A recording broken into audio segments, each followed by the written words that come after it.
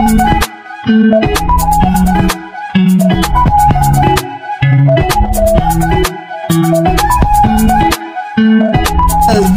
Tom Cruise lalong gumapo nang pinalitan ko ng mukha So thank you very much po. Alright, so yan mga ibigan. Yo, what's up mga ibigan? Nagbabalik muli Edward Blackford TV. So sa araw nito, ang tutorial natin ngayon ay kung paano natin ililipat natin yung mukha sa iba, face swap nga tinatawag o soft faces, So halimbawa, yung mukha ko ililipat ko sa mukha ni Tom Cruise, So yun ang ituturo ko sa inyo kung paano natin gagawin yan sa Photoshop. So let's go, pupunta na tayo sa ating monitor at bago yan, huwag kalimutang mag-subscribe at idamay nyo na rin ang bell button at para lagi kang updated sa mga videos natin na upload. So let's go, punta na tayo sa ating monitor. So ito na mga ibigan yung ating sample. Ito na po si Tom Cruise.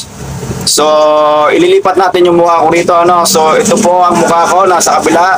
So una nating hakbang ay ganito. Pupunta tayo sa ating lasso tool dito sa kaliwa. Right click lang and click lasso tool.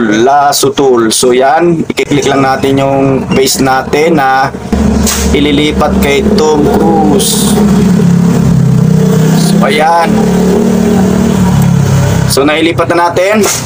So click natin dito. And then idadrag natin doon sa mukha ni Tom Cruise. So ayan mga ibigan. So litan natin ng konti. Masyadong malaki. Ayusin lang natin. Alright. Litan pa natin. So yan mga ibigan. O yan. So naayos na natin. So susunod niyan ay pupunta tayo dito sa layer, sa unang layer. Click natin dito sa may box na ito. Right click and select pixels. Alright. After niyan, pupunta tayo sa ating filter. Click natin tong filter. Ay select mga ibigan. Select. And then click natin yung modify. And then click natin tong contacts. And then gawin natin 5. So ayan ang mga ibigan. Susunod naman natin ay itong pangalawang layer. Click natin dito. And then click natin ang delete.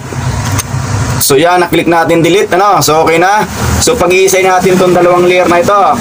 So click natin yung shift. I-click natin itong sa unang layer para mapagsama. Alright. After nyan, punta tayo dito sa edit na mga ibigan. Edit po. And then auto blend layers. And then okay lang, magge-generate po yan. So antay lang. So yun mga ibigan, para mawala tong nakaselect na yan, Control D. So ayan na po ang bagong Tom Cruise, si Edward Blackford TV. So ayan lang po, ganyan lang po kasimple, kadali mag face swap sa ating Photoshop. So ayan po ang nangyari, yan na po ang mukha ni Edward Blackford TV. So yan mga ibigan, sana may natutunan kayo sa maikli nating tutorial using Photoshop. Sana may natutunan kayo at huwag kalimutan mag-subscribe and like and share po mga kaibigan. So yung next video, so yung mga kaibigan, si Tom Cruise lalong gumapo nang pinalitan ko ng mukha So thank you very much po. Alright, so yan mga kaibigan, see you and bye bye.